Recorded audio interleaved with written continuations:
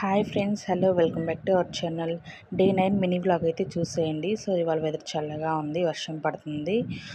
ఇంకా బట్టలన్నీ ఆరినవి ఉంటే ఆరేసాను అనమాట. కొన్ని ఆరినవి ఉంటే తీసి మడత పెట్టేస్తున్నాను. సో ఇవాళ అయితే అయాన్షికి 5th మంత్ వస్తుంది కదండి, అందుకని ఇంజెక్షన్లు వేశారు అంగన్వాడీలో.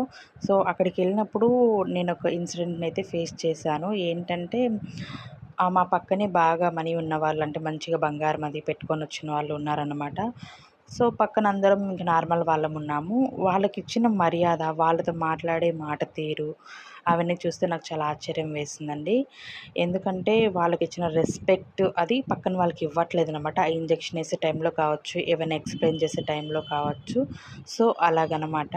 అంటే డబ్బును పట్టే మనిషికి విలువ అనేది నాకు అర్థమైంది. అప్పుడు నేను ఇన్ని రోజులు అంటుంటే అనుకోలేదు.